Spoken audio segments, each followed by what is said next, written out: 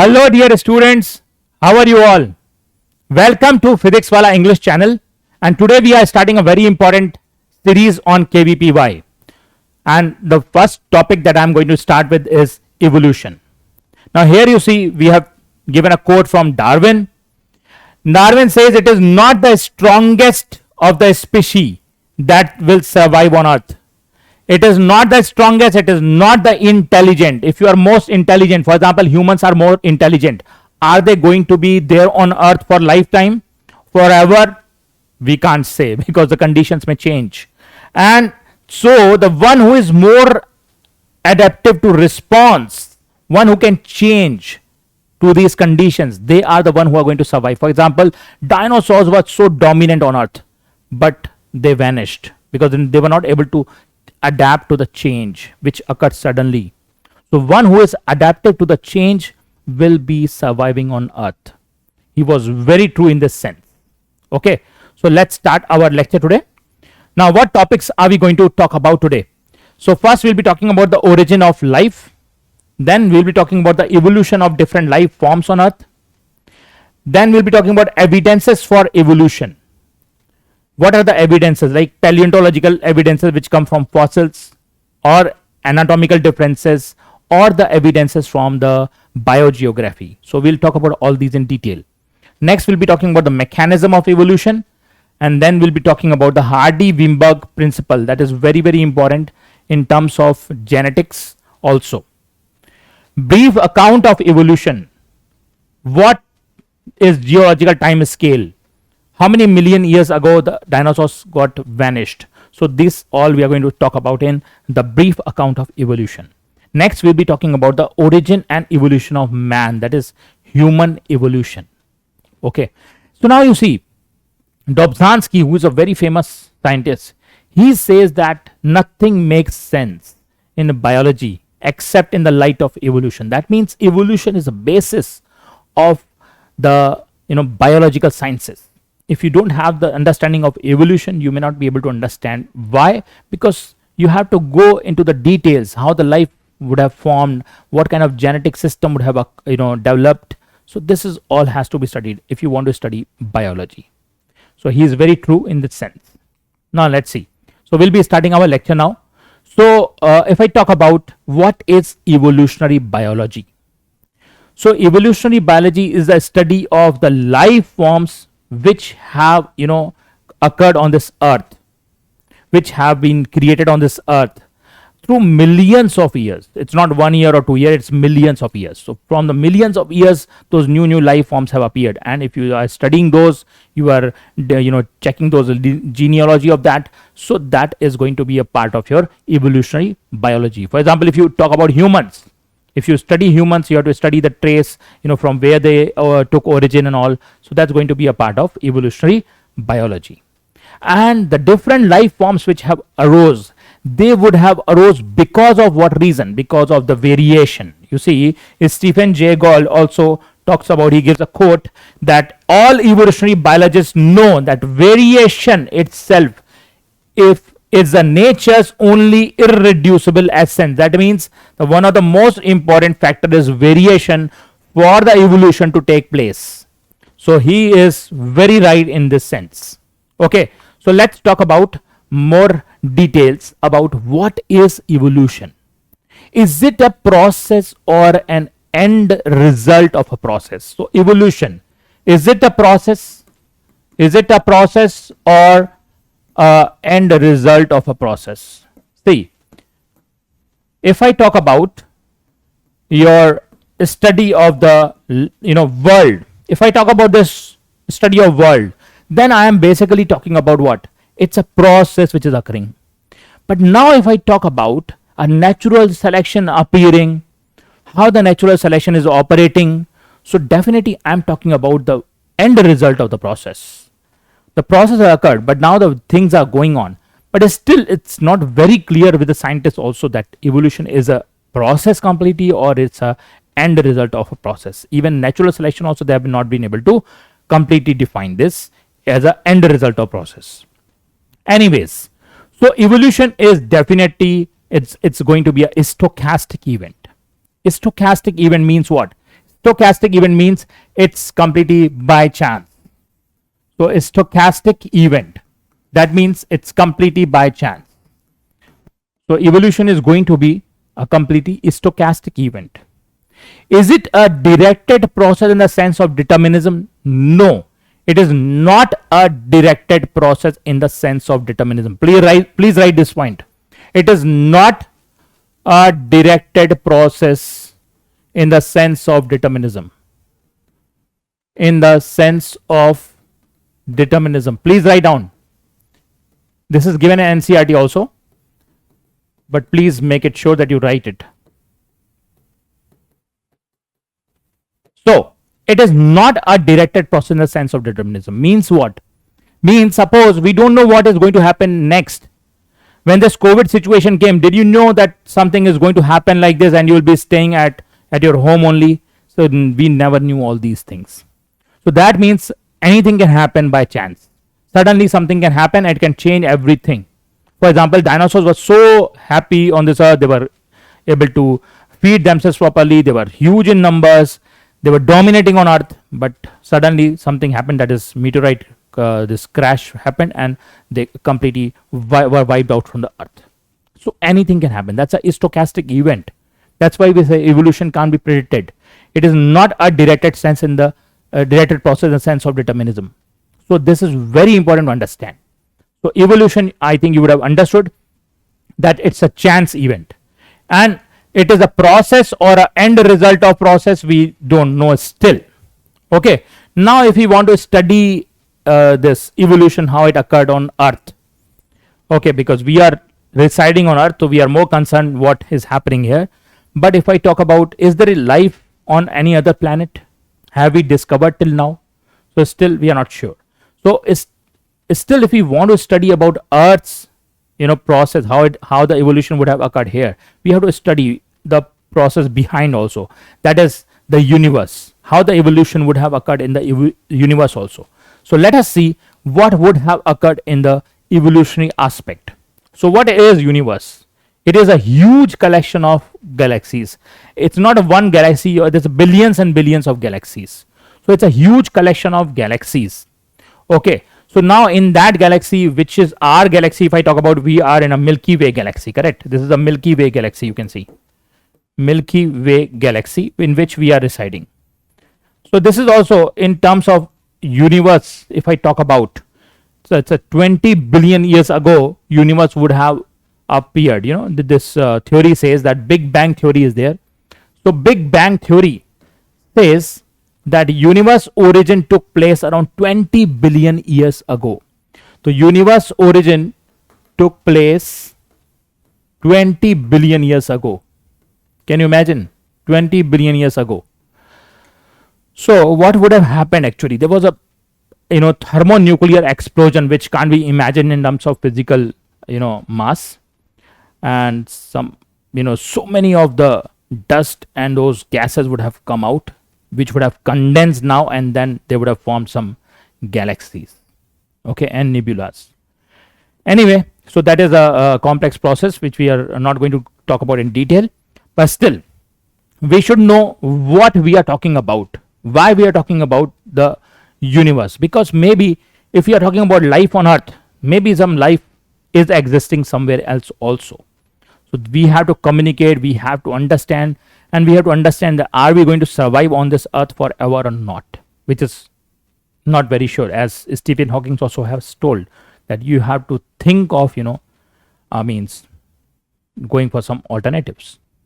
Anyway, so you understood about what we were talking about the universe. So if I talk about universe, suppose we are looking to a star, and so we are looking into past or the present. If I look to a star, that means the light emitting from a star is coming. That means I'm peeping into past, because the light would have traveled many years, so many years ago. So that is something which is we are peeping into past. Okay, so this is something which is written in NCERT, and you should focus on that also. Now you see, if I talk about the Big Bang theory, as I told you, Big Bang theory was proposed by Ab Limither, who is a Belgian priest.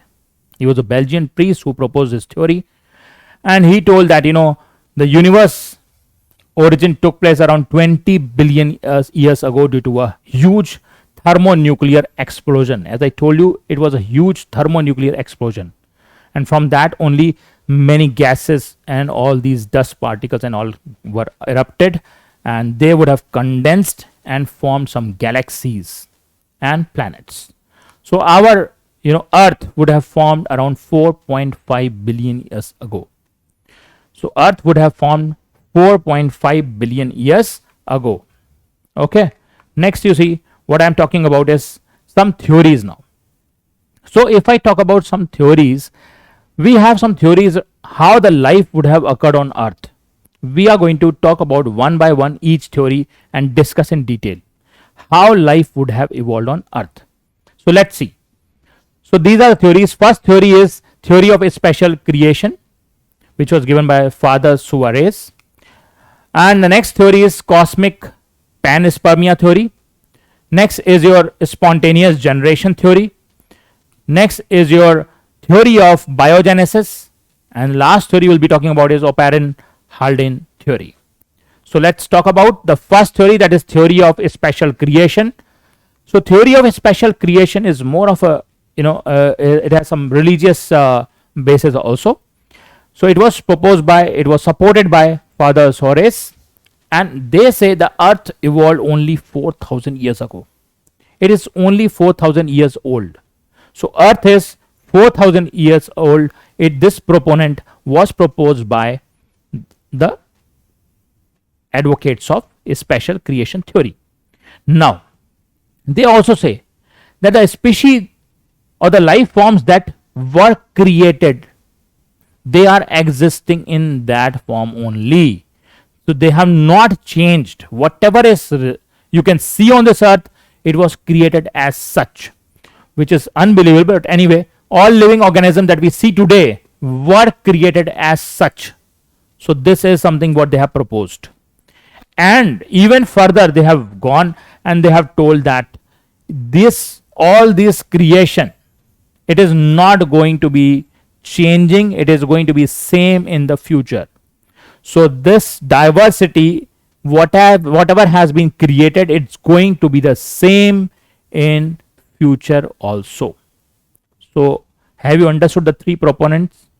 Okay. Three propositions of the special creation theory you would have understood. Next, we'll be talking about the cosmozoic theory. Now, if I talk about cosmozoic theory, that means it says the life would have evolved, it has come from the outer space. So can you imagine this? This can be correct or not? Yes, it can be correct also, because life could have come in spores form from the outer space. But some criticism comes how the spores can travel through long distance. Yes, they can travel also, because many of the meteorites and all, they were falling on Earth. So it is possible that it could have occurred in that form, because suppose today Earth is surviving in its entity. Suppose what happens is a comet collides on Earth, and Earth scatters into pieces, and those meteorites and all, because the life which is inside that rocks and all, that will be carried to what? That may be carried to the different planets. So it is possible. We can't say it's not possible. Yeah. Anyway, so this was a theory of cosmozoic theory, or it's also called as panspermia theory. Why? Because they think that some spores would have come. Some scientists believe that life came from outer space in the form of spores. So some spores would have traveled in some way to our Earth, and life would have appeared. That was proposed by Arrhenius, Richter scientists.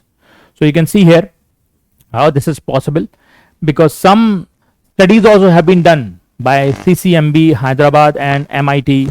So they have told that they have sent some probes in the outer space, and they have collected some samples. They have found some bacteria entirely living on hydrogen. So if it is possible, that means life can exist in any part of the universe. Okay, so this was the proponent of panspermia. Next, we'll be talking about the theory of abiogenesis.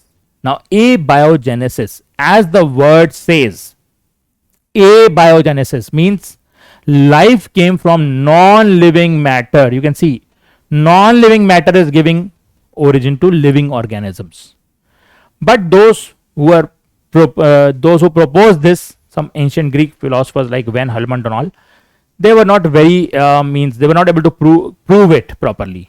For example, the proponents told that if you want to see some mice erupting, some mice, how the mice will develop. So they told that if you keep some grain for 3 weeks, okay, and keep a moist shirt near on that, you can find some mice coming out of those grains. It appears from those grains they are telling. It's not possible, no?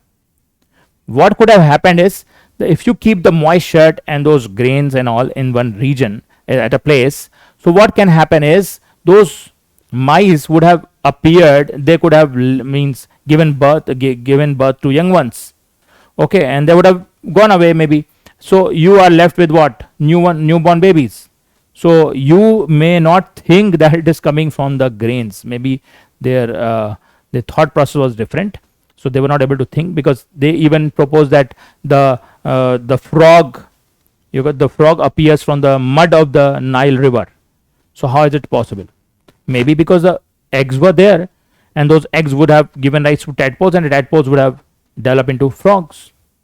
Okay, but they were not able to maybe think in that way at the time. So anyway, so we were talking about the abiogenesis. So abiogenesis means the non-living matter is going to give rise to what? Living matter. Means the non-living matter ultimately gives rise to what? Living matter. Okay, so this is the proposition of abiogenesis. Now, this abiogenesis was refuted by Louis Pasteur and Spallanzani and Redi scientists.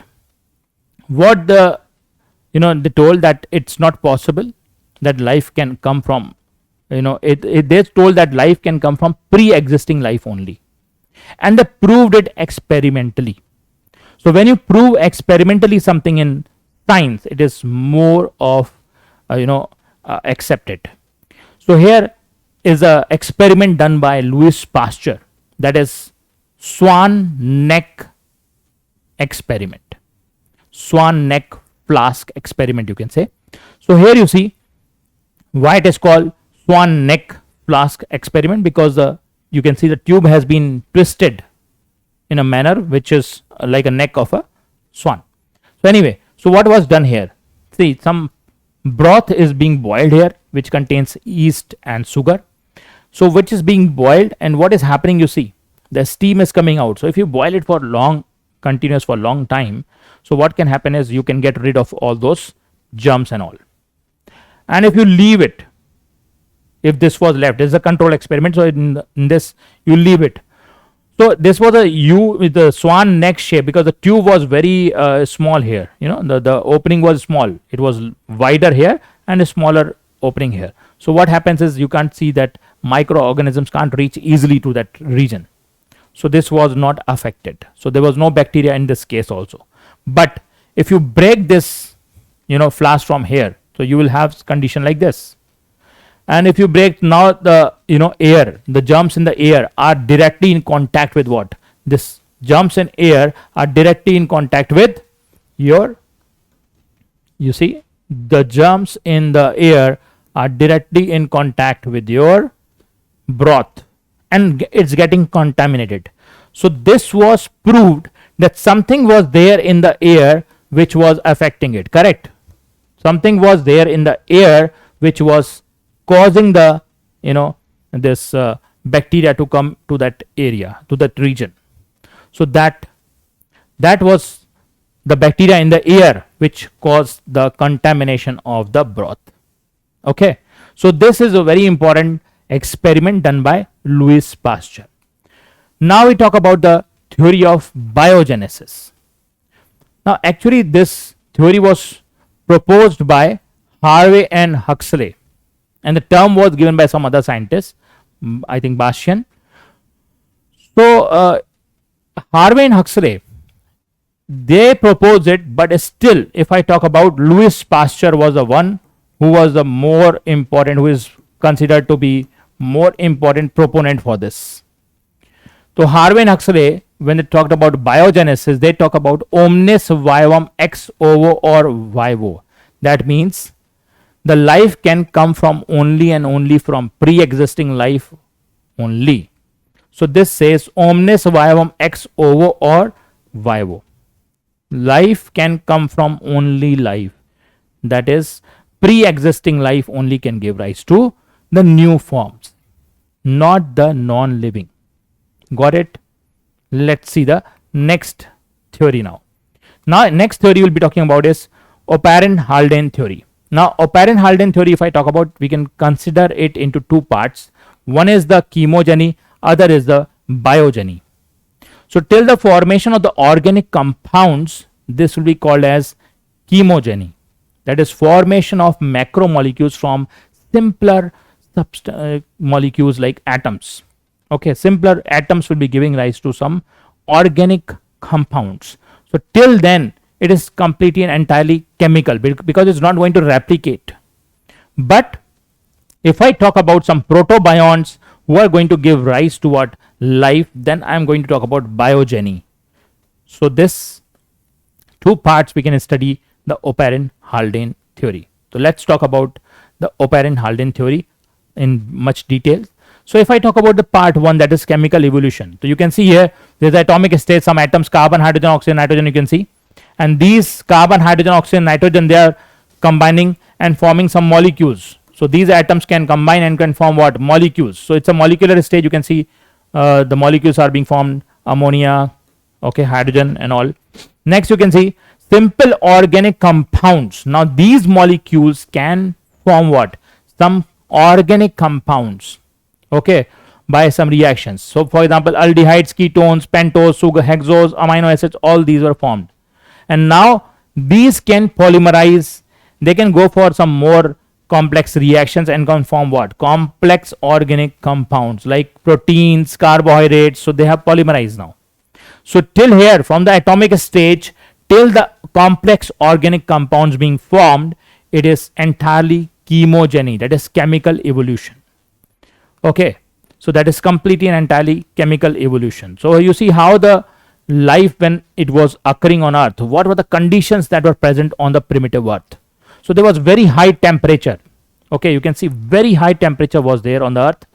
There was some lightning going on, some volcanoes were erupting at that time. You can see the picture here. The volcanoes were erupting, the lightning was happening, the radiations were coming, okay, and there was completely entirely reducing atmosphere. Reducing atmosphere means, was there no oxygen?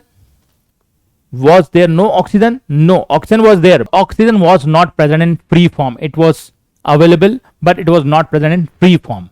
So this high temperature, volcanic storms, lightning, radiation and reducing atmosphere which was there, this was the condition, these were the factors which were responsible for the life to get evolved. So today if you talk about, there's an oxidizing atmosphere, so we can't expect life to form like this. Got it?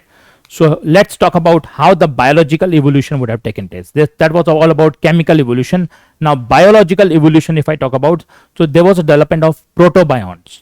So what are protobionts? Let us talk about it. So this was biogeny, that is biological evolution. So formation of protobionts, these are first life forms, but still we say first life forms, but still they were not able to replicate. Remember that they were not able to replicate. So protobionts not able to replicate. Please write down, not able to replicate. So they were progenitors only. So protobionts are what? They are only progenitors of life. They are not the ones who were responsible for directly giving life forms, the progenitors we can say. Now what was happening here, you see. So these protobionts were just clusters of macromolecules here, which were having some watery layer or maybe the protein layer or the lipid layers on them. So we'll talk about that also in detail. So formation of eubionts. Now if I talk about eubionts, so they were more advanced structures. They had some nucleic material inside, and that was covered by a lipid layer. So nucleic material inside like RNA or something, and it was covered by a lipid layer. Next, you see the origin of first prokaryotic cell took place. That was around 2 billion years ago. It was around 2 billion years ago. The first prokaryotic cell appeared from these, first life forms. Non-cellular form of life would have appeared 3 billion years ago. Then came the first eukaryotic cell. That was around 1.5 billion years ago. So you can write 1.5 billion years ago the eukaryotes would have appeared. So let's study in detail how these things would have happened. So let's talk about here. Now you see, it's a very good representation to understand what are coacervates. Many students have difficulty in understanding what are coacervates, what are those protobionts, okay, and what are microspheres. What are microspheres and what are liposomes, sorry. So coacervates, microspheres and liposomes. So if you talk about coacervates, so they were just formed by what? If you just take some oil and put it in water and shake it, so you'll find some, droplets coming out. So they were like that only. Coacervates were just like that only. They were having some proteins and all in the water, and they just collected some watery layer over it, and they formed what? That coacervates. So this was just by agitation, physical agitation or something. So we can't call it as life form because they were not self-replicating. Okay, it was just kind of budding or something that we can't call it as self-replication. It was not from inside. It's not from internal factors. So this can't be a 100% true progenitors, but still, let us see more. Now you see there was some simple metabolism going on in coacervates which were able to form something. For example, some enzymes develop, and then they are talking about that some maltose would have appeared, but we are still not very sure of this. Now you see the microspheres. The microspheres, they had some protein cover over there. There was some layer which was still covering. You can see some protein layer just developed here. So inside there was a hollow sphere of protein filled with water also, and here it was a layer which was covering it. So they were better than this, but still protein layer is not the one which is very authentic, which will not allow other molecules to come inside. So now the much better, which were liposomes, developed, which had some lipid layer over it. Now lipid layer is very important for inside anything which has to isolate inside any life form which is there inside, suppose a genetic material which has to isolate from the outside medium. So they should have some particular layer which will not allow anything to go inside. So that is a very important structure, that is liposomes, in which the lipid layer almost appeared. So you can say here the bilayer, phospholipid layer appeared on this. So these were the three protobionts we talked about. One is the coacervates, next is the microspheres, and the liposomes. Okay, so coacervates were talked about by Oparin, okay, and the microspheres were talked about by Sidney Fox. So we'll talk now. We have talked about the details of them. You will have understood a little bit what is the difference between coacervates, but all these were protobionts, that you remember. They were not the real progenitors because they were not able to replicate, self-replicate. Okay, just by agitation they're doing some budding, that is not self-replication. Got it? Next we'll be talking about the Urey and Miller's experiment. So Oparin and Haldane gave a theory, but this was experimentally proved by Oparin, Urey and Miller. So what they did, whatever the Oparin and Haldane theory was there, they just took it in theory and they experimentally worked on it. They tried to simulate the conditions which were there on Earth. So they made an experiment. They made this simulation experiment here. Let us see. So what they did, they heated the water because water vapor was there on the primitive Earth. So the water vapor will come when you heat water here. So now the water vapor is coming. So you can see the water vapor is coming here. So now it was very important that your water vapor only should come, other things should not come, other components. So to ensure that water vapor comes here, so there was one, vacuum suction pump. So vacuum suction was there, vacuum pump was there, by which no other material should go inside the apparatus. That was ensured. Now when the water vapor reached here, some gases were introduced in this apparatus. They were hydrogen, ammonia and methane also. So water vapor, hydrogen, ammonia, methane, all these gases were there in this flask. And here very high temperature was maintained, around 800 degrees Celsius temperature was maintained, and high, very high voltage was passed in this area.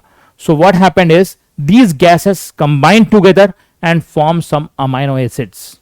So what amino acids were formed? You can see here. Now the condensation is going on. In the condensation process, some amino acids were formed, that is glycine, alanine and aspartic acid. Remember, this question usually comes. What were the amino acids formed in Urey-Miller experiment? So it's glycine, alanine and aspartic acid. Please write down. So this is the three kind of amino acids which are formed in what? Urey-Miller's experiment. So this was all a condition, simulation condition, which was occurring on primitive Earth. So this was experimentally proved that life would have evolved in this way. Okay, so this was much of more accepted theory. Till now, whatever theory you have studied, they didn't have any experimental proof except some Louis Pasteur. But this theory was much better now to understand the evolution process which occurred in the primitive Earth. Got it? Let's move to the next evidence. Now I talked about some meteorites as an evidence, because the life can come from outer space also in the form of spores, and it has been little bit proved also. You can see Mosesian meteorite which fell on Australia on September 28, 1989. This consisted some carbon, purines and pyrimidines. So this was having some carbon, purines and pyrimidines. So what it proves? If somewhere in outer space you have carbon, you have purines, you have pyrimidines, that means somewhere the life is definitely there. So we can't rule out this aspect that means outside the space there is no life. We can't be very sure of that, because as the meteorite is having those carbon, purines and pyrimidines, and these purines and pyrimidines are very important for what? The life or the genetic material to appear. These components are found in genetic materials. So definitely there can be life somewhere also. Okay, so let's talk about some more evidences now. Now evidences, if I talk about for organic evolution. Now this evidence for organic evolution, if I talk about, that means the first and most important evidence is paleontological evidence. Paleontological evidence means what? The evidence coming from fossils. Okay, so evidence coming from fossil is paleontological evidence. Then is the comparative anatomy and morphology. For example, if you compare the limbs of man, salamander, fish, okay, so you'll find there's a similarity in the bones. Okay, number of bones are almost similar. Next evidence comes from vestigial organs and atavism. So what is atavism? Atavism is a something, reversion. That means some some parts which were which got disappeared, suddenly it appears now. So this is atavism. So vestigial organs and atavism we'll study in detail. For example, tail is lost in humans, but suppose it appears in any baby, so that will be what? That will be a case of atavism. Suddenly some ancestral character will appear. That is called atavism. That also we'll study, don't worry. Connecting links. Now if I talk about the connecting link between annelids and arthropods, so there should be a connecting link. It means if there is a connecting link, that proves that arthropods have evolved from annelids.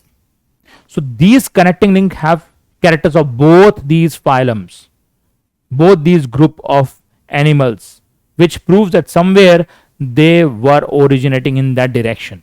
So this is a very good evidence to get a link from where the particular species has evolved. Next is biochemistry and embryology, very important. Now if I talk about the similarity in proteins or in genes, so we have very good similarity with some microorganisms also. Even amoeba also has some similarity with the genetic material and all. So that means biochemistry and embryology, if we study, so we are studying about the evidence for what? The evolution which have occurred on Earth. Biogeographical distribution, that means suppose if I talk about kangaroos you won't find every part of the world. They'll be restricted in Australia. Okay, so what it proves that somewhere that island would have separated, that part of the land mass when the continental drift was going on, that part would have drifted and life forms could have developed separately. A kind of different type of evolution would have gone, which has not been there on any other land mass. So that is also a very good example to understand how the evolution is occurring. Okay, so let's continue. Now paleontological evidence we are talking about. So in paleontological evidence we will talk about the fossils.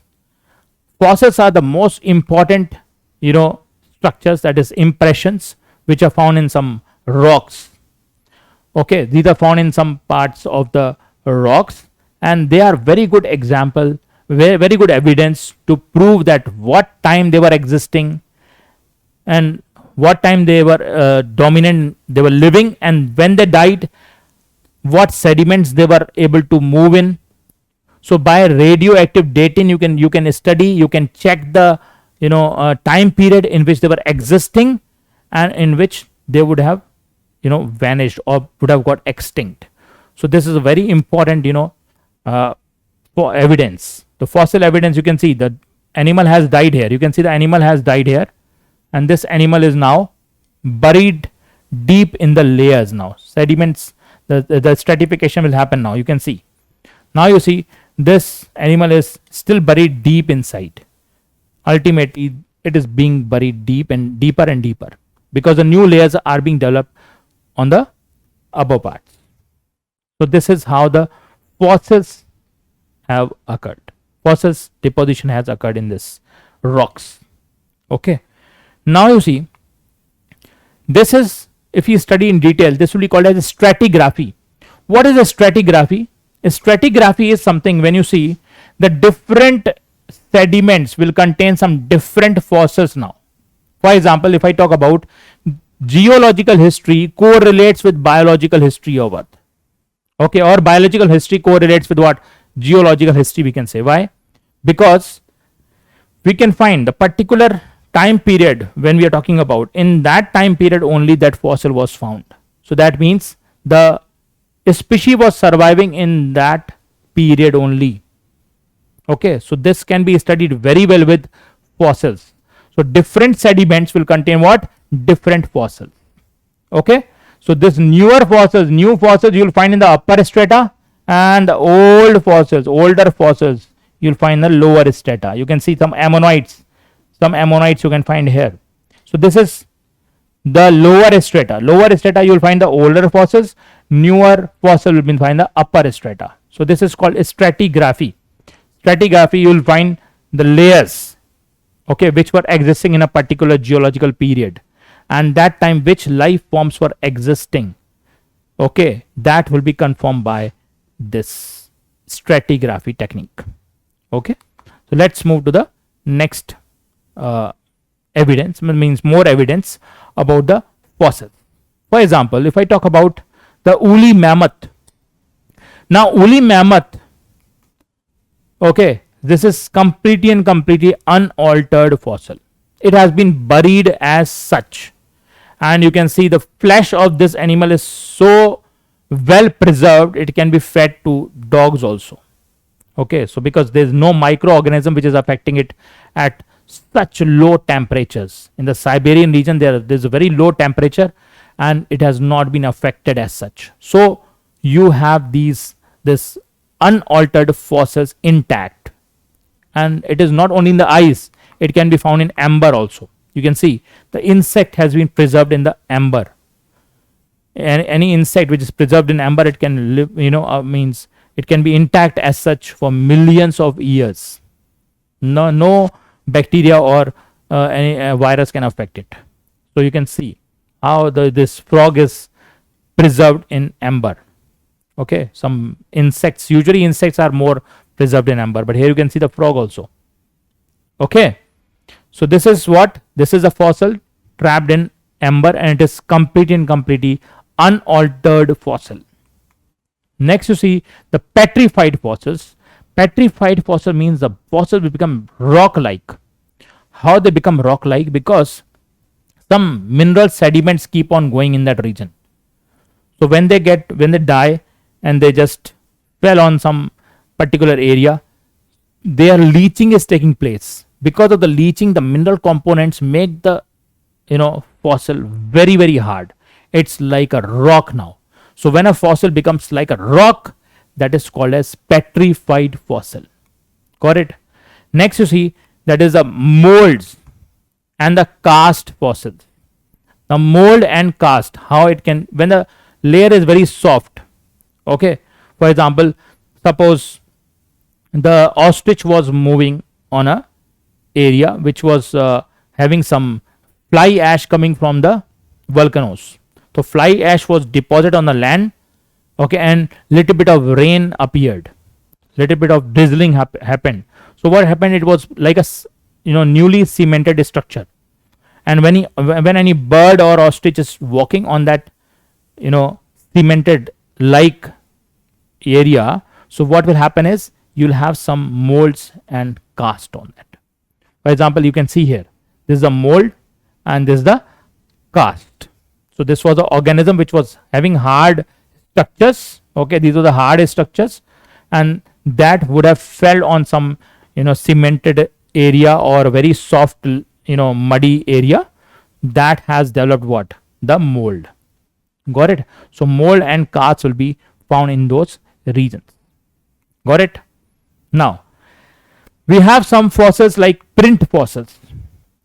Print fossil means, suppose the leaf would have fell on a rock or something, so this leaf would have just deposited some carbon like structures. Okay, so you can just see a shape of that. You can just see the shape because of the carbon imprints which are there. Okay, you can just see the shape, the outline of that structure. So when you see the outline of that structure, that is called as what? Print fossil. That is because of the carbon being deposited in that region. Okay, so you'll have outer lining. You can see the Drosophila here. The Drosophila also, you can see some layer, the outer lining layer is there. This is a kind of print fossil. Okay, many leaves have this kind of fossil. Next is your coprolites. Coprolites are the feces which become fossils, which become fossilized. When the feces become fossilized, we call it as coprolites. You can see many different type of feces have been, they became fossils. They became some hard structures now. They became preserved. So that's called as what? Coprolites. So when the feces get fossilized, they are called as coprolites. Got it now? Next you see the fossils of Archaeopteryx. Very important topic. Archaeopteryx fossil has both characters. Actually, it is a missing link. Okay, some call it as connecting link, but it's a missing link because now you won't find it. So this Archaeopteryx had both characters, that is reptilian character also and avian character also. And it was discovered by Andreas Wegener in Bavaria, Germany. So this fossil had both characters, I told you, reptiles and birds. So what are the reptilian characters? What are the characters of birds in that? Let us look. Let us look that also. Now you see reptilian characters. If I talk about the tail, can you see the tail here? The tail is long lizard like and it has some free caudal vertebrae. So this will be a reptilian character. You can see here. This is a reptilian character. Okay. This is a reptilian character. So when you have long tail, that's a reptilian character. Tail you won't find in the birds. Okay. Next you see they have some teeth. So teeth are not found in present birds. they are found in reptiles. So teeth is also a reptilian character. Now weak sternum, if I talk about weak sternum, that means the reptiles are not flying, and the birds who fly, they have very strong sternum. They have the muscles attached, pectoralis muscles very strong, which are attached to the sternum region. So they will be found in birds, but they are not found in the reptiles. So here this character goes to reptiles. Next is your non-pneumatic bones, that is hollow bones. So hollow bones are found in what?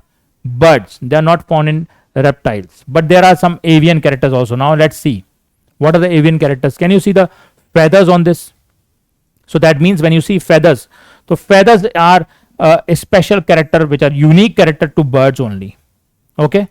Moreover, you can see the four limbs. Four limbs are modified into wings now. You can see the wings now coming out. Okay. So four limbs are modified into wings. The feathers are present on that. Even the beak-like structure has developed, which is a bird character. So jaws are modified into beak-like structure here. Okay. And the hind limbs are built in the avian plan. Okay. These are also built in a avian plan. So that proves that there's both characters, the reptilian character also and avian character also. This was a very well example to understand how the evolution takes place. This is a very good evidence, because the reptiles gave rise to birds. How can you be confirmed? So you can be confirmed by studying these kind of connecting links or the missing links. Got it now? Let's move. Now we'll be talking about the geological time scale. Geological time scale is very, very important if you want to study evolution. Evolution study will depend on geological time scale. For example, you have a clock in which you have hours, minutes and seconds. In the same way, in geological time scale, you have the time scales as era, major time scale like hours, then you have the minutes like periods, and then you have seconds like your epoch. So please remember, these are the time periods, major time divisions they have, categorized in that. So geological time scale, why we need to study?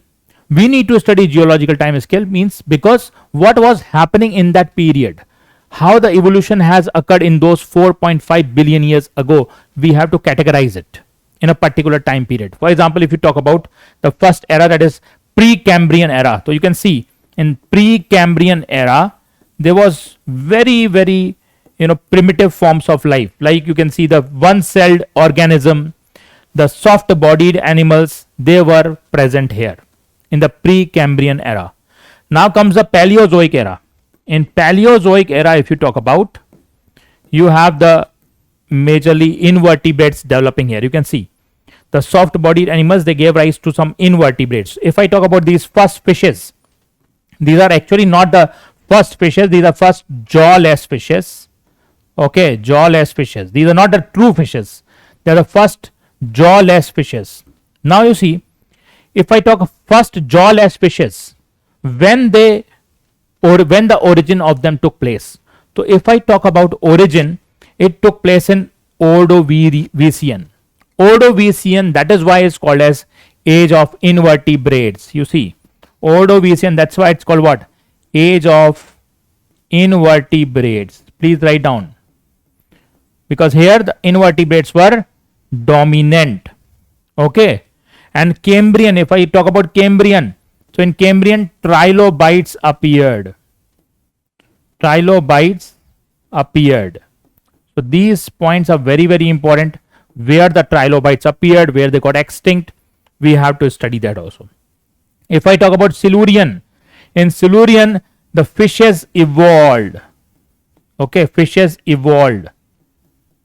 If I talk about the Devonian, fishes were dominant. So this will be called as what? Age of fishes.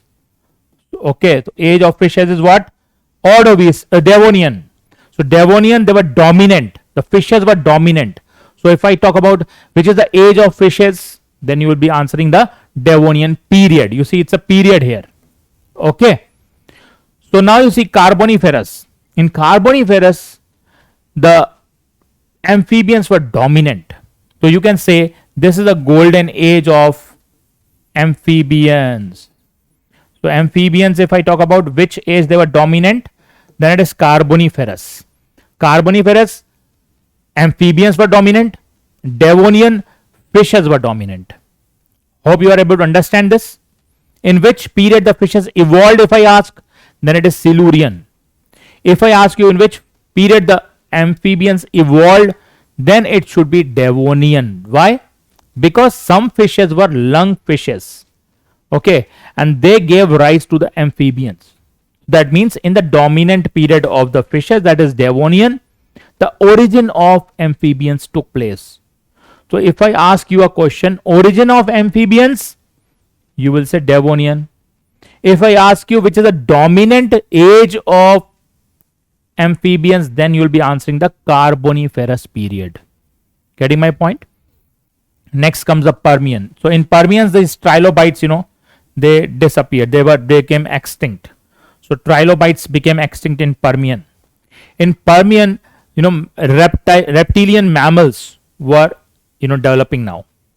So the mammals which are a little bit reptilian like, they were developing. You see that the reptiles are coming now in the next era, that is Mesozoic era. So Mesozoic era is there now. Okay, so in Mesozoic era, you see now the reptilians are developing here. In Triassic, so Triassic, the first mammals, if I talk about, they appeared in this. The mammals appeared in Triassic. If I talk about Jurassic, there were toothed birds developed in this, and there was a dominance of dinosaurs. So if I talk about age of dinosaurs, so I'll be talking about what? The Jurassic. So age of dinosaurs, if I talk about, it is the Jurassic. Here the time scale is also given, but the time scale will be difficult for you to understand. Maybe this is in millions of years. Okay, so don't worry about if you are not able to just learn this. Rote learning is not required, because once you will come across these things in the text, you'll be able to understand, and easily it will get in into your subconscious mind also. So nothing to worry about. Don't go for rote learning of these ages or time periods. Okay, now listen. So Triassic, I told you, the mammals started appearing. Development of evolution of mammals occurred. Cretaceous, you see, in Cretaceous, modern birds appeared. Modern birds, if I talk about, that means the toothed birds were in Jurassic, but modern birds, they had beak, so they appeared in Cretaceous. And in Cretaceous only, the dinosaurs got, they were almost at the end of the Cretaceous, they got extinct. 65 million years ago, they got extinct because of that, huge meteorite attacking the earth at the time. And that is proved also by KT boundary. That is being proved also. That has been proved also. Okay, so here you see we talked about the Mesozoic. Now if a question comes to you, age of dinosaurs, so you easily told what? That is Jurassic period. But sometimes what they do, they ask you which is the age of reptiles. So then you don't have to go for a period, you have to go for era. So Mesozoic era is the age of reptiles. Please remember, it is the age of reptiles. And if I talk about dinosaurs only, then it is what? Then it is your Jurassic period. So Jurassic period is the age of dinosaurs. And if I talk about the age of reptiles, then you have to go for Mesozoic era. Okay, how to remember these things? How to remember it is bit not that it's very easy if you just see here. Now Paleozoic era, you can easily remember cos DCP, cos DCP. So this mnemonic you can learn it. That is cos DCP. C for what? C for Cambrian, O for Ordovician, S for Silurian, D for Devonian, C for Carboniferous, and P for Permian. So in that way you can learn like cos DCP, cos DCP. Then you have to learn TJC. TJC is what? Triassic, Jurassic, and Cretaceous. Okay, so sometimes you may have bit of a problem in learning these things. So you can have some mnemonics, like one mnemonic is there if you want to write. One mnemonic is there, you can write it if you want. Okay, so that is what? That is your cows often sit down carelessly, perhaps triggering joint cracks. So cows often sit sit down carelessly, perhaps triggering joint cracks. You can write it if you want. Cows often sit down carelessly, perhaps triggering joint cracks. Persistent early oiling may prevent. Persistent early oiling may prevent. That is actually completely called recent, so it's rheumatism. Okay, so here you see persistent early oiling may prevent rheumatism because it's also called recent. This EPO is also a recent EPO, so you can call it as R. Okay, instead of P or something, you can call it as R. So hope you understood. Now what is EPO? You see, this was a Cenozoic era. You see here, this was a Cenozoic era. This is Cenozoic era. Okay, Cenozoic era. So what the Cenozoic era is doing? Okay, in the Cenozoic era you have two periods only. One is tertiary, other is quaternary, and tertiary has been divided into Paleocene, Eocene, Oligocene, Miocene, and Pliocene. You can see here tertiary has been divided into almost 5 EPO. EPO is a shorter interval of time. Okay, and mostly in this EPO, the evolution of horse and evolution of mammals will be studied. Okay, usually in evolution the questions come from the evolution of horse and evolution of mammals. Okay, and last you see there Leistocenes, the modern man appeared. Modern man means the Homo sapiens. The modern man, that is Homo sapiens, appeared in the Pleistocene epoch.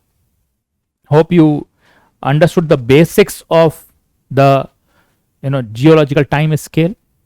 You have to understand only basics till now. In details you can study further in your higher classes. Alright, let's continue further now. Now we'll be talking a very important topic, that is the pedigree or the evolution of horse. Now evolution of horse was in detail studied by a scientist, Marsh. So what he studied in the evolution of horse? What is studied in the evolution of horse? Let's see. Can you see that there was a increase in the length of the limb? Can you see? There's a gradual evolution which is going on. In this gradual evolution you can see there's an increase in the length of limb. So first point you remember in the evolution of horse is increase in limb length. This is one of the most important point. Next you see, next case you can see the length of the neck also, you can see it is increasing and increasing. Further it is increasing. So one more point you can add, that is length of the neck is also gradually increasing in during the evolution of horse. So please write on this point, increase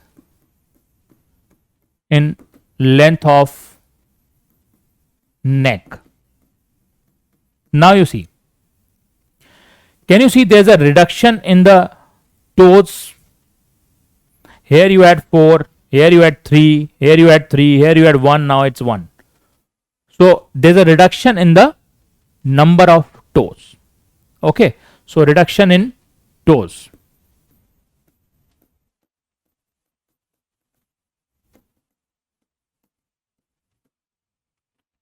Okay, now you see one more important point. You can see the brain also has increased. This has become more of intelligent now. So brain also has increased. Brain size also has increased during the gradual evolution. One more question will come, that is it became grazer to browser or browser to grazer. So when this kind of question comes, so you should know that earlier they used to, this Mesohippus was sheep-like organism, so they used to feed on what? Leaves. So they were more of browsers. So if their teeth pattern has been studied and it has been confirmed they were earlier browser-like organisms, now they have become what? Grazers. So very important, a transition has taken place from what? Transition from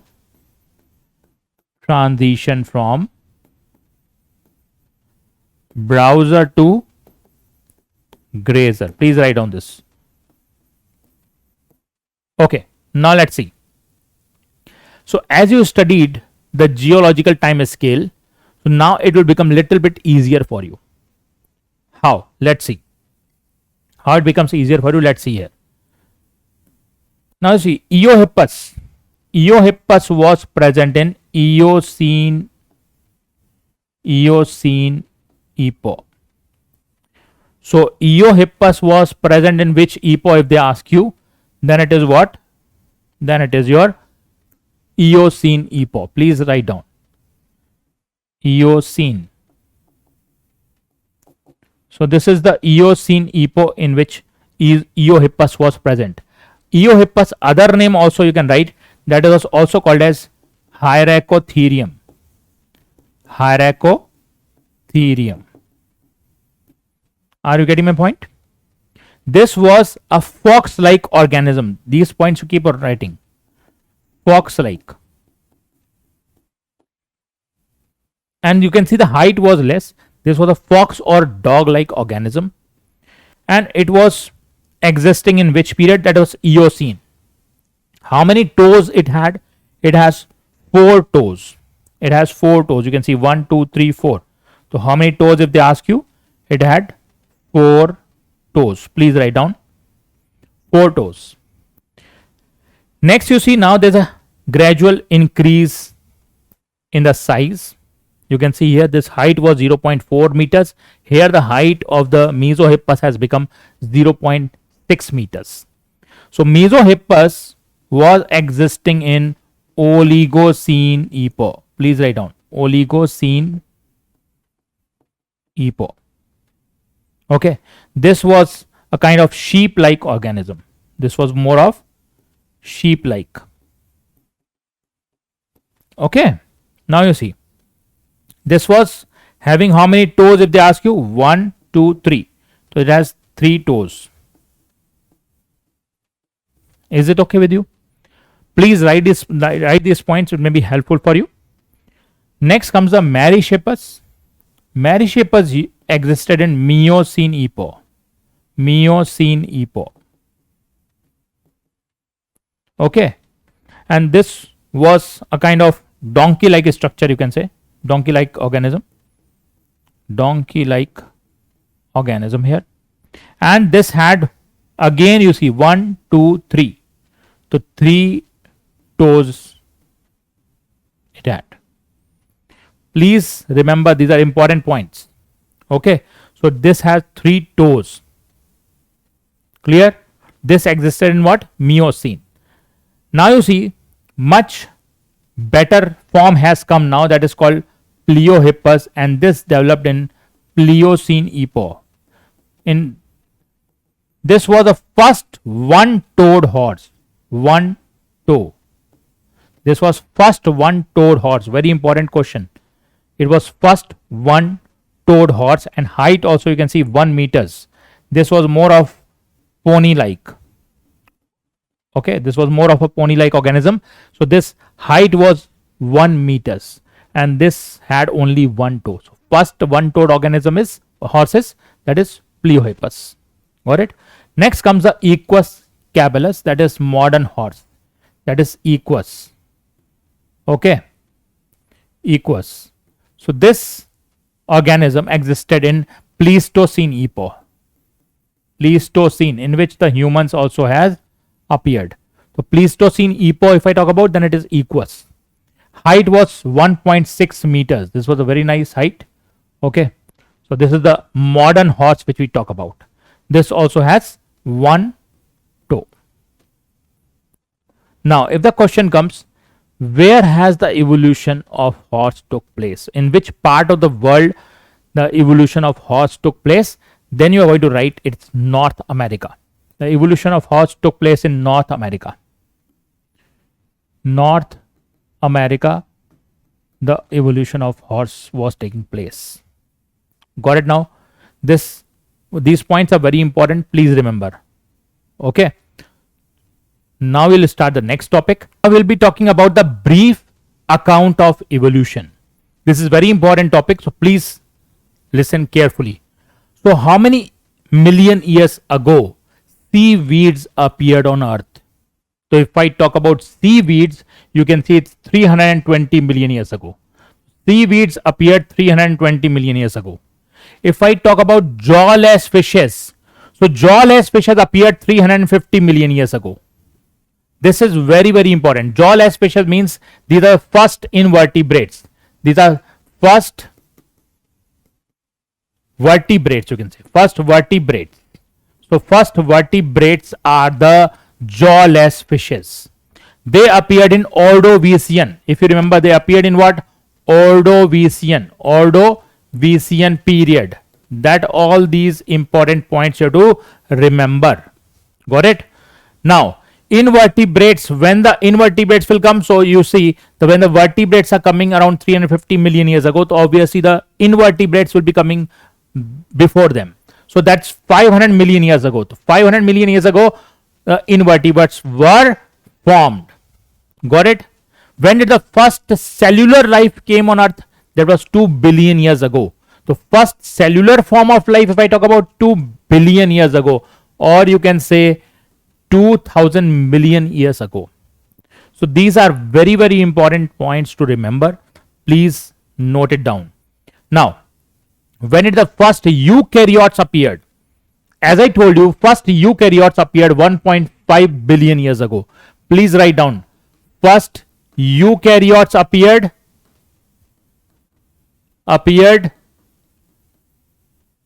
1.5 billion years ago. Please write it down. Okay. So these are very, very important points. Please remember and please keep writing. Now, who came first on land? The plants were the one to come first on the land, or the animals were there?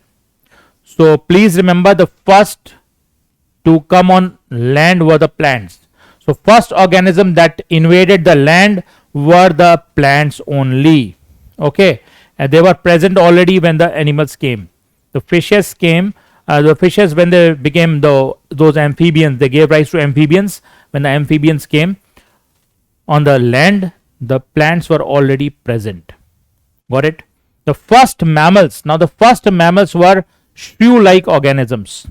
The first mammals were shrew-like. Okay. So this is also very important. So if I talk about the first mammals, when they appeared, we have already talked about, it's in the end of the Permian or in the beginning of the Triassic. Got it? Triassic period. Please remember. Next point. Now next slide you see.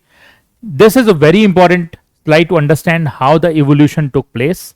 So evolution of the amphibians took place from the lungfishes, and those lungfishes were the coelacanth. Actually they come in the Dipnoi order.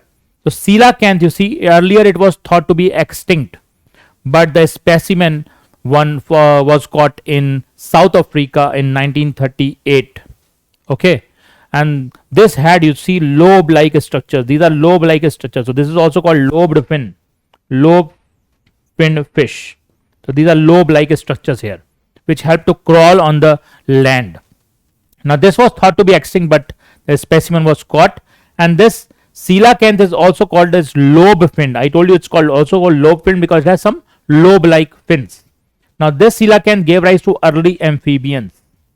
Now early amphibians were the frogs and the salamanders. Okay, they gave rise to the reptiles.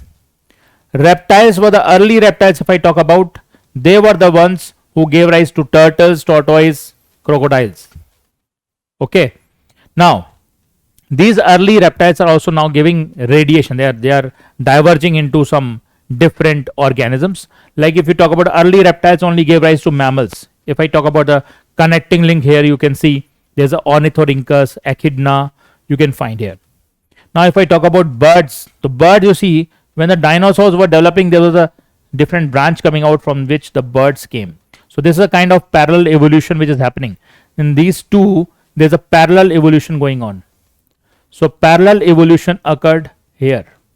We will discuss parallel evolution in detail, don't worry. So this is a kind of parallel evolution which is happening. It happens in very two closely related species. Now, these earlier reptiles also gave rise to Ichthyosaurus. Ichthyosaurus was a land organism which went for a secondary adaptation, and they moved to water. So they went back to water around 200 million years ago. So this is a secondary adaptation. Okay. Please understand all these points, very important. So this was all about the evolution, how it takes place from the amphibians to reptiles and how these reptiles, diverged into different types. Okay. Next topic we'll be talking about now the evolution of mammals and the reptiles, how it was taking place from the early amphibians. Let's see. So these early amphibians, okay, now the early reptiles, if I talk about now, the extinct ones, okay, because amphibians gave rise to early reptiles. If I talk about the amphibians, they gave rise to Simoria now. So this were the early reptiles, like Simoria like organism. They were present in the Carboniferous, before Carboniferous, 350 million years ago they were present.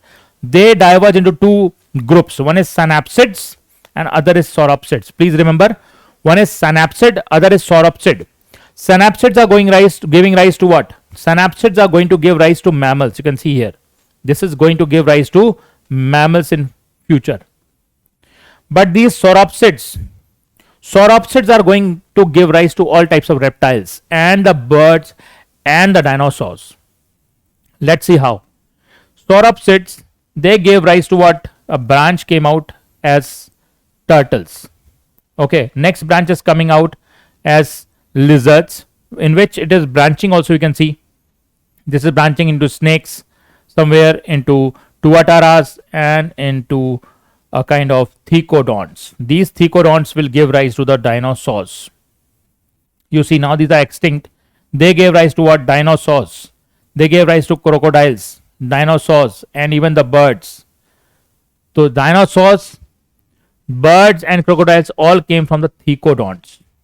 So if a question comes, thecodonts gave rise to mammals or reptiles, you can easily now understand. But therapsids gave rise to what? Therapsids gave rise to mammals.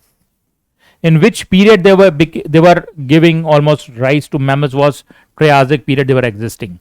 So the Triassic period only the mammals evolution started.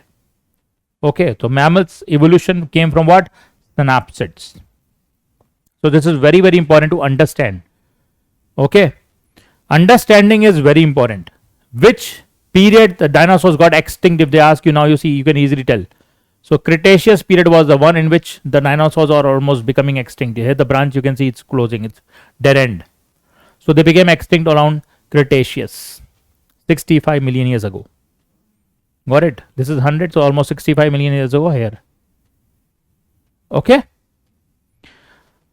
So next we'll talk about how these thecodont gave rise to these dinosaurs and crocodiles. These were all thecodonts earlier. So these thecodonts, how they gave rise to what? The different types of dinosaurs, the crocodiles, and the Archaeopteryx came out of these thecodonts. As I talked about now, thecodonts gave rise to crocodiles, birds, and the dinosaurs. So thecodonts, you see one branch is coming out as Stegosaurus. Now Stegosaurus, you can see this was herbivorous and it has some spine-like structures on the back. Can you see? Spine-like structures on the back are present in what? Stegosaurus. But if I talk about one more branch is coming out as a Triceratops.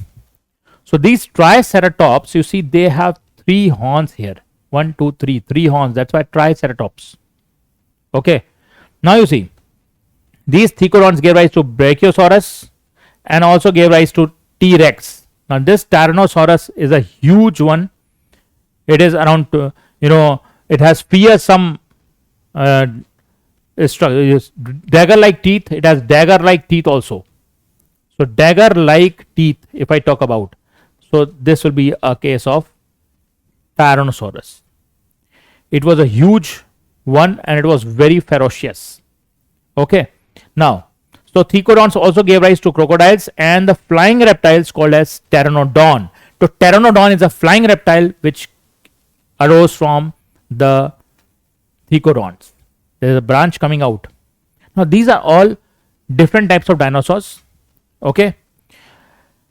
Now if I talk about which is the largest dinosaur, then you'll be going for T-Rex. This was the question asked also.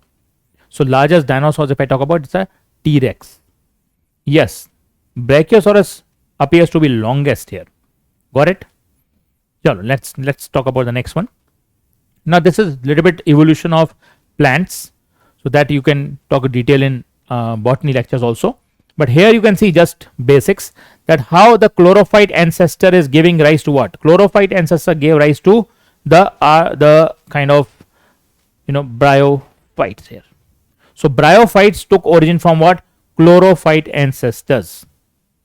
Okay, but if I talk about zoosterophyllum was taking origin from tracheophyte ancestors, and they gave rise to two branches. One is the herbaceous lycopods, other is arborescent lycopods. So arborescent lycopods got extinct, but herbaceous lycopods are still alive. Okay.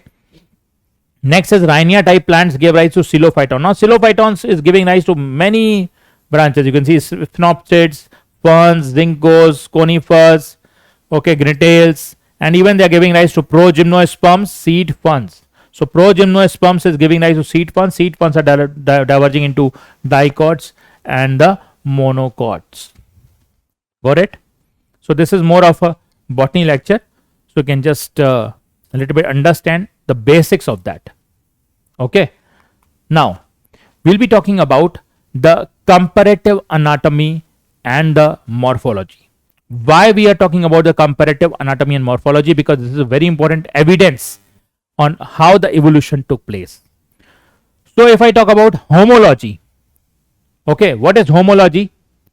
When I talk about the similarity in the origin, structures may be different. For example, if I talk about man, human, cheetah, whale and bat. So bat, the wing is there, which is a modified wing here. Okay, the whale has a flipper here. The cheetah has a legs by which it can run very fast, and humans have hands and the arms and the legs. So here you see what is happening here is these all have similar origin but different function. For example, bat wing is used to fly, whale flipper is used to swim. Okay, cheetah's limbs are used for moving fast on land, and man arm is used for holding the objects and all. So but you see one thing very important, they all have 30 bones, the same 30 bones which are there in humans also, like humerus, okay, radius, ulna, all these are present in them. These are the four limbs. So if I talk about the four limbs, this is the four limb of human, this is the four limb of cheetah, four limb of the whales, there's flippers here, and the wings are the four limbs of the bat. So all these four limbs, if we compare, then you can see the humerus bone here, which is there in every organism here. So that proves homology, means they had common ancestry. So homology means what? Common ancestry. Please remember, homology means common ancestry. So they have common ancestry. Please write down. But functions can be different. See, functions you can see, functions are maybe different, but still the origin of each and every bone is similar. Got it? So this proves homology, that is confirmed. Next is thorn of bougainvillea and tendril of cucurbita. Now you see, thorn of bougainvillea and tendril of cucurbita, they have similar origin. They also exhibit homology. Similar origin, different function. For example, thorn may have some protection or something function, but the tendril may have some holding or climbing function. Okay, so but they have function different, but origin is same. We will see some more examples now. You see, vertebrate hearts and vertebrate brain, if I talk about, both have the similar origin. Now pisces, that is fishes, amphibians, reptiles, birds and mammals. You can see there are 2-chambered, 3-chambered and 4-chambered in the mammals and aves. But still, you can see the origin is same. So when origin is same, function is different, that is called as homology. Even the brain also, you see, origin is similar.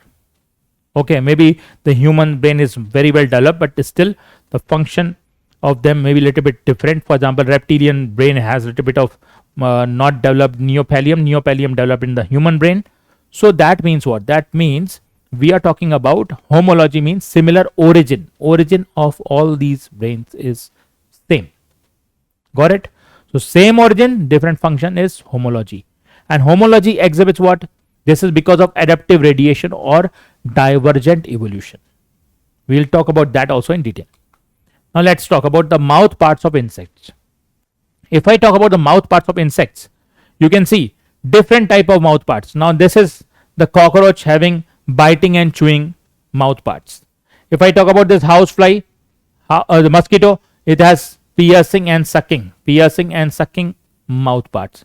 If I talk about this butterfly, this has siphoning type. If I talk about the housefly, that has sponging type. So you see here, this is the cockroach which has biting and chewing. This is the mosquito which has piercing and sucking type. Butterfly has a siphoning type, and the housefly has sponging type. These are different in function, but still they have similar origin. So this is a perfect example of what? Homology. Homology here. Why homology? Because similar origin of the mouth parts. Understood? Similar origin of the mouth parts. For example, if I talk about the labium, okay, the other parts also, if I talk about, they will be similar in origin.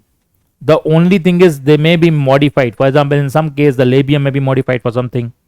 In some case the maxillae may be modified. In some case the mandibles may be modified. But still they have those structures. That is proves the homology. Similar origin. Next example, next topic you see analogy. Now analogy is just opposite of homology. Here you have what? Here you have different origin but similar function. For example, if I talk about the insect wings. Insect wing, if I talk about, here you see the butterfly, that is insect here. Butterfly is the insect here. This wing of butterfly and this bird's wing, if I talk about, so they are exhibiting what? Analogous structure. Both are helpful in flight. Function is same. Both are helping in flying, but function is different. How function is different? Because function is same, but origin is different. One is an insect, this is a bird. So insect and bird, they have very different lineages. So when they have very different lineages, obviously it's not going to have similar origin. This is an invertebrate, this is a vertebrate. Okay, so very different origin will be there. So function is same, but origin is different. It's analogy. Understood now? It's analogy. Next example you see. Next example is eye of octopus and eye of mammal. So if I talk about the octopus eye doesn't has blind spot, but mammalian eye has a blind spot. Okay, so function, if I talk about, function is same, but origin is different. So origin is different, function is same. That is again a kind of analogous structure. Got it? Here you can see all these structures. If I talk about the photoreceptor cells, you can see ciliary muscles, lens, iris, nerve fibers, all you can see. Okay, the functions are same, but the origin is different. Clear to you? Here one more example you see. Now sweet potato and potato, the function again same. The function is, that is, this is also storing food, this is also storing food, but this is a modified root and this is a modified stem. So this is something what? This is again a analogous structure. Origin is different. Origin different, function same. That means it's what? Analogy. Here also you see penguins flipper and dolphins flipper. So this is a penguin flipper and this is dolphins flipper. Both are used for swimming, but one is what? The penguin is a bird and dolphin is a mammal. So here you see there's a difference. Okay, again if I talk about flipper of dolphin, if I talk about, it will be more similar to what? The whale flippers, but not to the penguin's flipper. More similarity will be to the vase flipper because it's a mammal. Got it now? Let's move further. Now, one more example we'll see. A sting of a scorpion and a sting of a honeybee.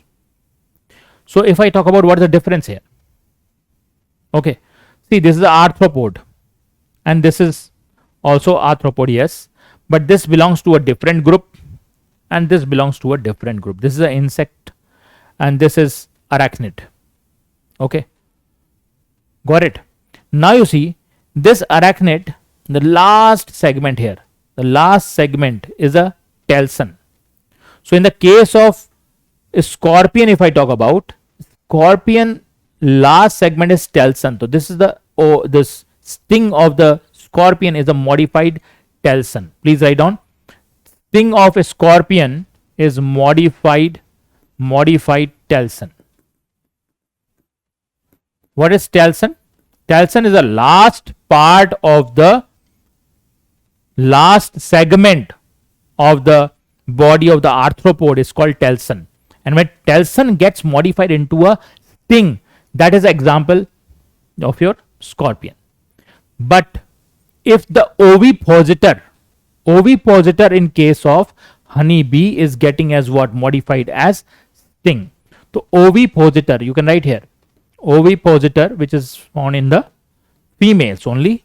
Okay, so females will be able to go for stinging you, not the males. So ovipositor is the one which is modified as the sting. Modified as sting in case of honeybee. Please write down this point. Please write down this point. Okay, so ovipositor is modified as sting in case of honeybee and telson in case of scorpion. Now let's talk about the adaptive radiation now. What is adaptive radiation? See, if I talk about an ancestral organism, for example, this is the ancestral species, okay, which is giving rise to one kind of a species, this other species is coming. So different types of species are coming from the ancestor. So when one ancestor is giving rise to different types of species, okay, this branching network, if you see, so this is called as adaptive radiation because this is taking place on a one particular geographical location. So when different type of species come from a ancestor in a particular geographical habitat, that's called as adaptive radiation. I'll just see the definition here. The process of evolution of different species. For example, this was the ancestral species, okay, and this gave rise to A species, B species, C species and D species. So these are what? Different species which are given in a given geographical area. So they are starting from a point and literally radiating to the areas of geographical habitats. For example, one has gone into the water medium, one has got into the air medium, whatever it is. So this is the kind of different species, whatever habitat they got modified in that form. For example, whales, they got modified in different way. The giraffe got modified in different way. So this is what adaptive radiation can be. Okay, for example, Darwin's finches, if I talk about. So some birds were there which got radiated to different islands and their beak became different type because of the kind of food they were having there. Okay, so let's see the examples. We'll be having much more idea with that. So examples of adaptive radiation, if you see, one is the Darwin's finches, next is the Australian marsupials, third is your placental mammals. So first, one by one, we'll talk about details of each and every example. So now we'll be talking about the Darwin's finches. So Darwin's finches, if I talk about, the common one ancestral stock, that is seed eating ancestral stock, was on Galapagos Island, and that got diverged into what? Different types of birds. You can see there are different types of birds here. Insect eaters, okay, the seed eaters, insect eaters, cactus eaters, all these diverged. The different types of birds, origin took place first as a subspecies and then as a completely new species. So different types of birds which developed, that was result of adaptive radiation because that was occurring at a one geographical location. So this is a perfect example of adaptive radiation. Got it? Next case. Next, one more example you see. Marsupials. Australian marsupials, if I talk about. Australian marsupials, if I talk about. So this is an ancestral marsupial stock which is giving rise to different types of marsupials. You can see Tasmanian wolf. It is sugar glider. This is the marsupial mole, keola, bandicoot, wombat, kangaroo, okay, and the marsupial rat, banded eater, anteater, and the bobcat. So tiger cat. So this is all different types of marsupial. So you can see these are all marsupials. So all marsupials took origin from the ancestral stock at a one particular area called Australia. All this was taking place in one geographical location called Australia. So this is again a perfect example of adaptive radiation, because one ancestor is giving rise to many different types of species. Okay, so there are no different ancestors here. One more example we'll talk about the this adaptive radiation. Placental mammals. Now placental mammals, if I talk about here, placental mammals. So in Australia, other placental mammals also evolved. So how they evolved, you see, the rabbit was evolved, lemur, brown bear, deer, mouse, anteater, bobcat, wolf. So all these are mammals. They are not marsupials. So this radiation was also going on. So one mammal can give rise to what? One ancestral mammal is giving rise to different mammalian species. So that is again an example of adaptive radiation. So Darwin finches, marsupials, and the placental mammals are all examples of adaptive radiation, because the ancestral stock is giving rise to different types of species. One ancestral stock only. Okay, so you understood about the adaptive radiation, which is going to give rise to what? It's related with divergent evolution. It is related with divergent evolution and the homologous structures also. Let's see now. What is convergent evolution? That also you should know now. Now if I talk about some case, okay, in which more than one adaptive radiation, when more than one adaptive radiation is occurring at a particular region, when more than one adaptive radiation occurred in a particular isolated geographical location. Now you see, one geographical area, more than one adaptive radiation. For example, just now we talked about this, we talked about as the marsupial and the placental mammal evolution taking place in Australia, suppose. So this was the Australian marsupials which were developing from one ancestral stock. These were all placental mammals which were appearing from the one common ancestral mammalian stock. So what happened here? This wolf, this is the mammal, placental mammal, and this has similarity with what? Tasmanian wolf. So now these two will be exhibiting what type of evolution? These two will be exhibiting convergent evolution. Convergent evolution is more towards analogous structures. They may have functional similarity but different origin. Functional similarity but different origin. The functions may be same but different origin. Now you see how. So this is an example of convergent evolution. One is wolf, and this is placental mammal, and other is your Tasmanian wolf, which is the marsupial. How you see? This is the Tasmanian wolf and this is the placental wolf. This is giving birth to young one. This is the one which is giving birth to very young ones, and they will be kept in marsupium. So this is a Tasmanian wolf. Got it? But more of similarities are there. So that's why it's a convergent evolution. But they're coming from a different ancestral stock. That's why it's what? Convergent evolution. Got it? Clear to you? Now, for example, you see flying squirrel and flying phalanger. Both are able to fly, that is leap for a long distance. They can leap.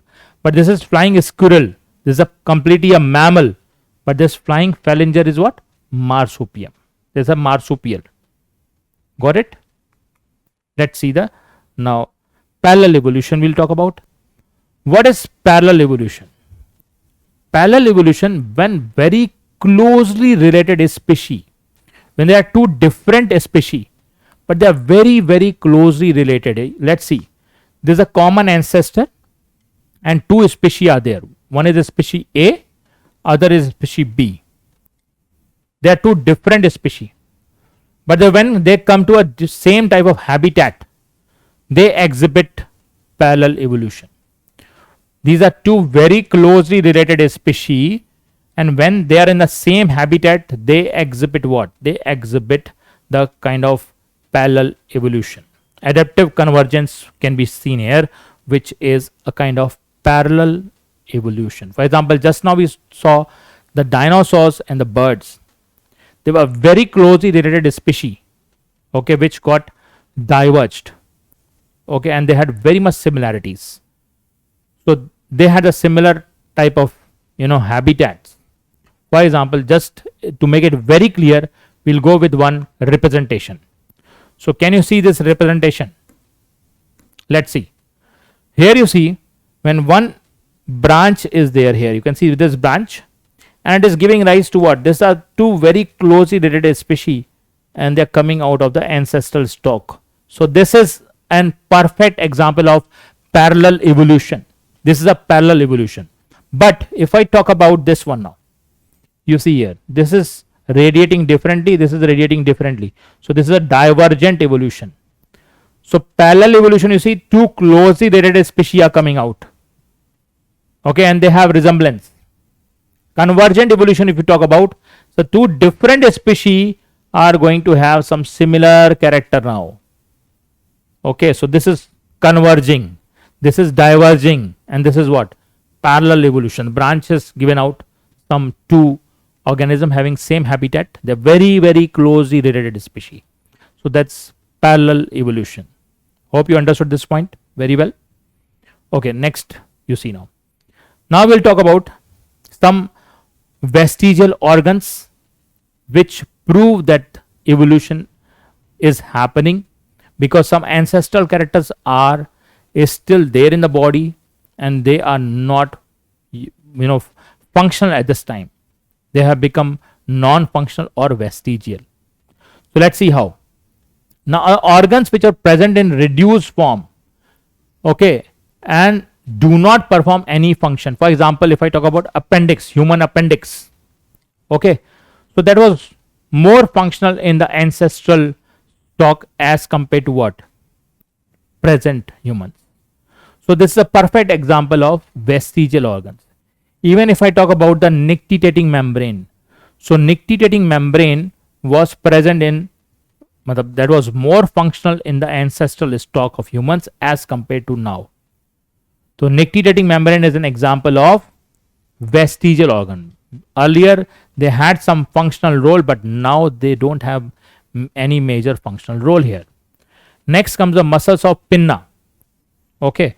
Some auricular muscles are there which were used to focus the ears to that location, the sound, the area from where the sound is coming. But now this has no relevant role because you can move your head easily, okay. So this was maybe earlier more functional as compared to now, which is not functional now. In some humans it is still working. So that is a case of atavism then. Now you see, now one more example you see, that is vermiform appendix, just we talked about. The appendix here. So this is the appendix region, you can see, okay. So vermiform appendix, you can see it is still there, but it is not that functional. But these days doctors say that they should not be removed anyway. If it is getting inflamed also, it is too much inflammation is there, then they should go for maybe kind of treatment, better treatment if it's possible. Otherwise they should not go for the surgical removal of that, because it has some immunological role also. So anyway, so this is actually a not that functional as compared to which was there in the ancestral stock. Here you see now the coccyx. There's a tailbone. The tailbone was also functional, more functional in case of the ancestral stock. maybe the Dryopithecus and those organisms, there was more of required there to balance the body because they were on trees, but humans have descended from trees, and the Australopithecus was the one to stand erect. So maybe that function is not that relevant now, but it's still the tailbone is there in humans. Okay, so let's talk about some more examples. Now you see here, this is the case of wisdom tooth. Wisdom tooth also, you see, sometimes it doesn't erupt also, but it causes a lot of pain because it's trying to erupt in that region of the bone. So because the jaw is receding now, when the jaw is receding and that tooth is trying to come out, that becomes a problem. So the third molar, that is wisdom tooth, okay, and the canines, they don't have more of relevance. So these are also vestigial organs. Even the body hairs and nipples in males also are not that functional now. So this is all a kind of vestigial organs. But now we'll be talking about a very important concept, that is atavism.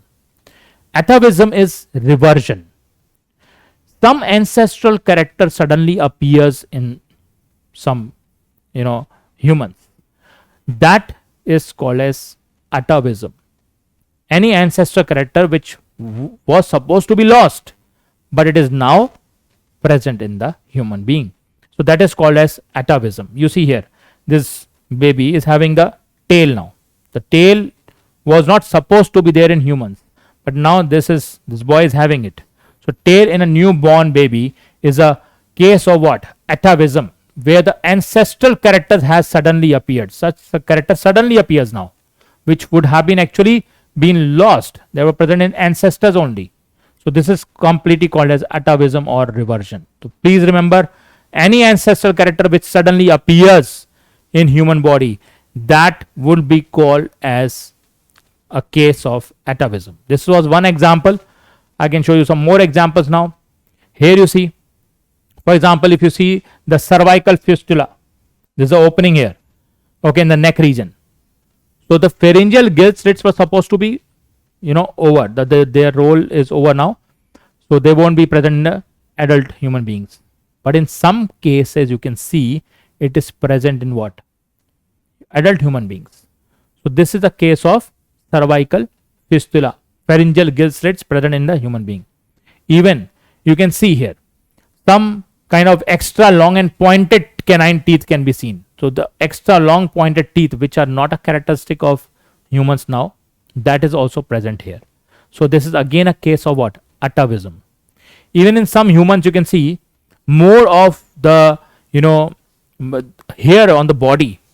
More of hair on the body is present. So thick and long body hairs which are present on humans, which is the ape character, is now still coming. Okay. Even you can see some children can just move their pinna muscles. You can see the pinna muscle is moving. So this is a case of completely what? Completely a case of atavism. So this is a case of atavism here. You can see his ears are still moving because of the functional auricular muscles now here. Okay. Now we'll talk about some connecting links which are very, very important evidence to show that some origin has relation between those two phylum. For example, if I talk about the reptiles and mammals, so reptiles and mammals are also related. Even the annelids and arthropods are also related. So who is the connecting link which is showing the character of both? That is peripatus. So you should know some connecting links in that. For example, just now we studied about Archaeopteryx. Archaeopteryx had some reptilian characters also, and the bird character, that is avian characters also. So it proves that reptiles have took origin from what? The birds have took origin from what? The reptiles. Because the birds will come later, reptiles will come earlier. So reptiles will give rise to what? Birds. Got it? So here you see connecting links. For example, we'll talk about viruses. Now viruses, they are connecting between non-living and living. If you don't feed them any, there's no food, they'll be converting into a non-living structure. They're very advanced. Okay. They're actually the evolution is going in a different direction. Their evolution is going in a different direction. Euglena is a connecting link between what? The plants and the animals. Okay. Next you see Proterospongia. Proterospongia is a connecting link between the protozoans and the poriferans. Okay. In the same way, next connecting link is your Neopilina. Now, Neopilina is a connecting link between what? Annelids and molluscans. So, annelids and molluscans, if I talk about connecting links, it's Neopilina. Now, next is Peripatus. Peripatus, you will tell that it's a connecting link between what? Just now we discussed. It's a connecting link between annelids and arthropods. Okay. Next connecting link you see Balanoglossus. So the non-chordates and chordates are also linked. So connecting link between the non-chordates and chordates will be what? The Balanoglossus. Okay, it belongs to Hemichordata. Next is your Archaeopteryx. This so you can easily tell. Archaeopteryx is a connecting link between the reptiles and the birds. Okay, reptiles and the birds. That is aves. Next is your platypus. Now, platypus, that is duck-billed platypus, scientific name is Ornithorhynchus. It is a connecting link between what? It's a connecting link between the reptiles and the mammals. Got it? So, this is very important to just have a brief idea of the connecting link. Why? Because they provide evidence how the evolution would have taken place. For example, mammalian and birds evolution both has taken from reptiles. This is proved by what? Connecting link or the missing link. Got it? Okay, let's talk about the next topic now. Now, one more example is given, that is Echidna. Echidna is a connecting link between what? Reptilia and Mammalia. So, same way, Platypus and Echidna, they are connecting link between the reptiles and mammals. Okay, next topic we'll talk about. Now we'll be looking to the biochemical evidence for evolution. So as you see, similarities in proteins and the genes. So similarities in what? Proteins and genes performing a given function. They perform a common function among diverse organisms. For example, if I talk about the cytochrome C, this cytochrome C is meant for cellular metabolism and it is present in almost all of the organisms. It has some similarities. You can see the number of amino acid differences compared to human cytochrome C also. You can see there are much similarities there between the human and monkeys as compared to other organisms. So this proves a common origin of somewhere the primates. Okay, so this is very important to understand the biochemical evidence for the evolution. For example, if I talk about the DNA, of chimpanzees and humans. So chimpanzees and humans, they have 98% similarity in the DNA. So that proves they are very similar origin, very similar or common origin from somewhere. So that is proved by what? The biochemical evidence. Even the blood, okay, enzymes, hormones, protoplasm is composition of these structures. If I talk about in a particular group like chordates, you'll find that there are more of very similar, similarities there in them. Okay, some hormones also will be having some similar roles in those chordates. So this proves that this biochemical evidence can give a very strong evidence for the evolution and the similarity in the species. Okay, so please note it down, a very important point here. Okay, let's talk about the next case, that next evidence, that is embryology. So embryology also forms a very important evidence. How? Let's talk about the Bayer's law first.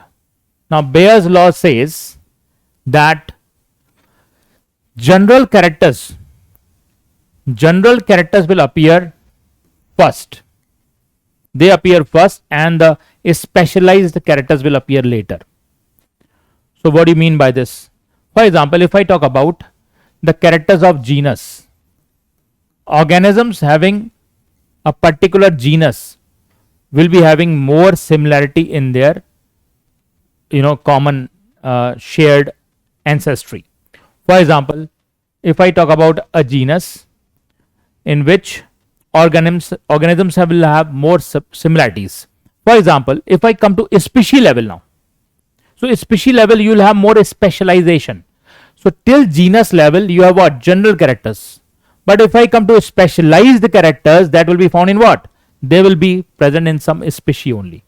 So more similarity will be found in genus as compared to the species. Got it now? So the same thing was told by what? Von Baer. Von Baer told that in embryological stages, general characters will appear first and the specialized characters will appear later. So he was more specific about the embryological stages. Okay. Now, next scientist who was Muller, he gave a recapitulation theory, which is also known as Ernest Haeckel's biogenetic law also, because most of us know that it was given by Ernest Haeckel, but it was proposed by recapitulation theory was proposed by Muller. Now, Muller says ontogeny recapitulates phylogeny. Now, ontogeny is what? Developmental history. And evolutionary history is called as phylogeny. So, phylogeny is your evolutionary history. Okay. And the embryological history or the developmental history is your what? Ontogeny. So, ontogeny is your developmental history. Now, why it is important? Why this becomes important for you? Let's see. Now, you see, in the developmental process, you can see in the early embryo stages, the gill slits are present in all embryo and the tail. So, almost all embryo are appearing similar in this case. In the early stages, you have similarity in what? The common characters. Gill slits you can see, tail you can see. So, he says even the Ernest Haeckel was supporting this theory only, recapitulation theory. It says that adult characters are repeated in what? The ancestral characters are repeated in the embryological period. So, this was a case in which you can see now in the mid stage embryo, more of little bit differentiation has occurred. And in the later stages, you can see you'll be able to differentiate whose embryo it is. But in the initial stages, it was very difficult to differentiate.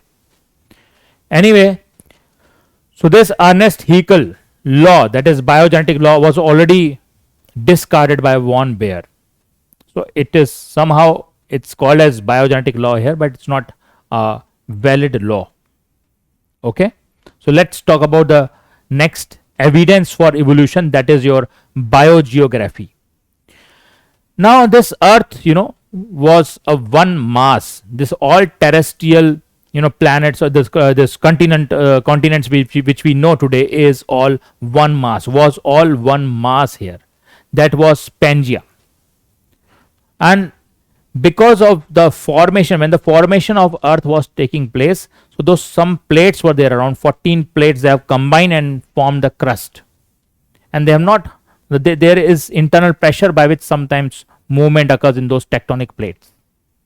So because of that, there can be movement in these cases, in this mass also.